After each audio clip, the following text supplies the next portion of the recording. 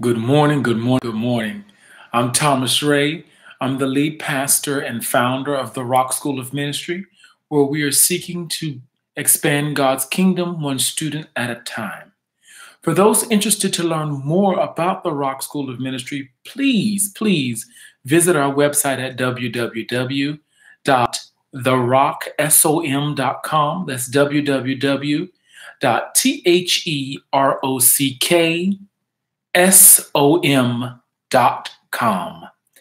And with that, we want to continue our journey through the Gospel of Luke. We are now in the fourth chapter of the Gospel of Luke, and we're going to cover two verses of Scripture today, and that will be the 14th and the 15th verse. So we're in the fourth chapter of Luke, and we're going to begin at the 14th verse, and we're going to end at the 15th verse. Here begins God's holy word. And Jesus returned in the power of the Spirit into Galilee. And there went out a fame of him through all the region round about. And he taught in their synagogues, being glorified of all. The text. By way of review, quickly here, we began this journey actually in, I believe it was early December of 2018. And we systematically introduced the book and have been moving through the book. And so just by way of review, I want to remind you that Luke is writing this book, or this letter, if you will, to Theophilus in order to disciple him. Theophilus is a man believed to have been high up in Roman government. And Luke, who is the disciple of Paul, is writing this letter this book to Theophilus to explain to him the manner and the nature, and most importantly, the order of all things, so that he will be fully furnished. He is a new Christian, and he wants to make sure that Theophilus is adequately discipled, because he is a man in a position to really help ease this persecution that the church is under. And so he is writing these things to him. And as he says here in chapter 1, verse 1, to set forth in order a declaration of those things which are most surely believed among us. And so he starts actually with John the Baptist. And then from John the Baptist, he moves into the angelic proclamations to both Zechariah, Elizabeth, then to Mary, Mary's song of praise, the birth of John and the miraculous things that are spoken and the prophetic things that are spoken by his father Zacharias. He then moves into the birth of Jesus, the acknowledgement of Jesus by shepherds and the angels, how Jesus is dedicated in the temple, and then how Jesus is speaking with the leaders in the temple when he is but a young boy of 12 years old, not even a bar mitzvah age yet. He still had another year to his bar mitzvah. But at 12 years old, he is teaching them, and them being the rabbis and doctors of the law, and they are astonished. And then we get the preaching of John in the third chapter. We get the baptism of Jesus in the third chapter. Luke is careful to give us his complete human genealogy in the third chapter.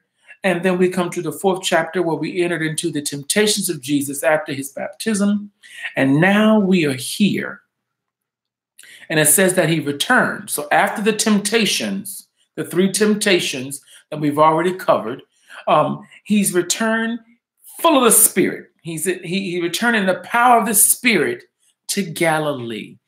Now Luke's gospel is going to take a significant shift, a significant turn. And that is, it's going to become incredibly geographical.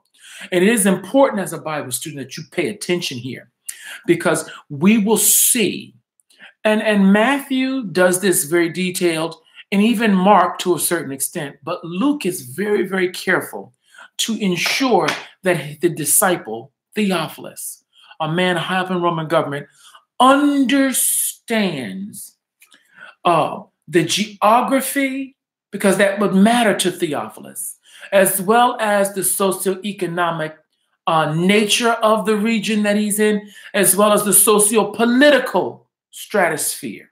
So Luke is careful to make sure that the politics, the geography, and the what we'll call it, for lack of a better word, the religious. No, we'll use the correct word.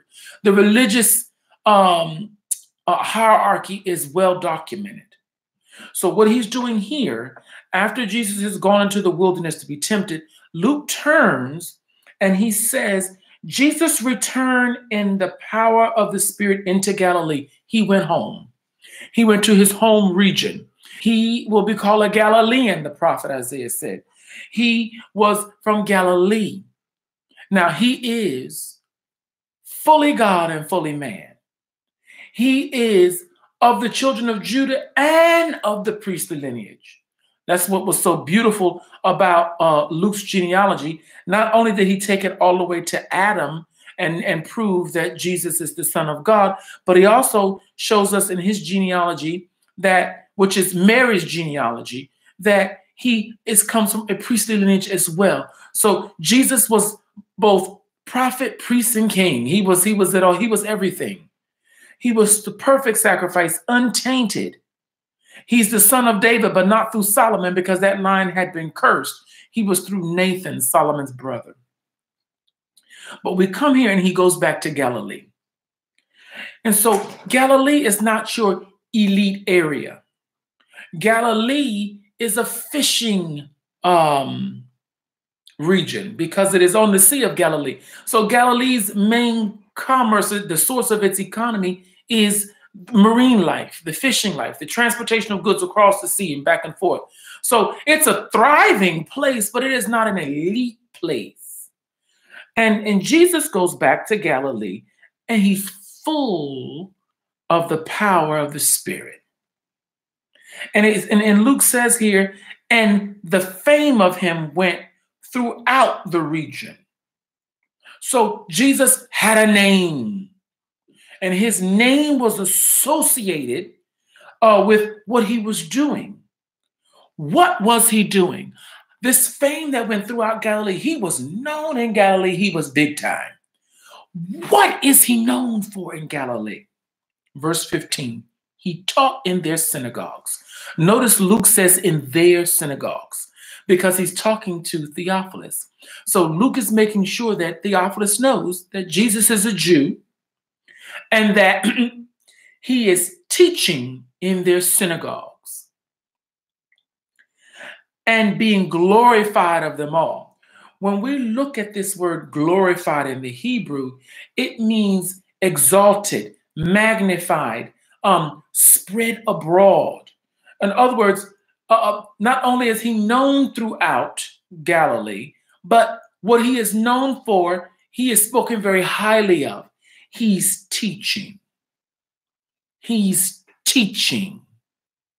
I'm going to say that again. He's teaching. He is doing what he commanded us to do according to Matthew 28th chapter. Teaching them to observe all things. He's doing it. But it's not the fact that he's just doing it. It's how he's doing it. He's doing it in the power of the Spirit. And he's teaching the least likely. He's teaching. So when we look at this, we have to recognize that Jesus has a name now. And the ministry, his teaching ministry, is being spread abroad and is being noised abroad. And people are hearing about him. And his name is associated with great teaching. People are learning. The scriptures are being opened to them in ways that they have never been open to them before. Because he who is teaching the scripture is also the scripture. This is a great revelation. In the beginning was the Word, and the Word was with God, and the Word was God. Jesus is the walking Word. And so he becomes known as a rabbi, which means teacher. And so the title of our message today, our lesson today, is Rabbi. And the question to you today, each day we try to pose a question to you. The question to you today is, Could you be considered a modern day rabbi? Are you discipling those round about you? If not, you're supposed to be. If you are saved, you yourself should be a disciple, and you should be making disciples of others. I'm Thomas Ray, the lead pastor and founder of the Rock School of Ministry, where we're expanding God's kingdom one student at a time. If you want to know more about how to become an effective disciple, look us up on www.therocksom.com. We have courses that you can take in person or online to help equip you to be a disciple of Jesus Christ. Because at the end of the day, at the end of the age, that's what he commanded us to do when the age began.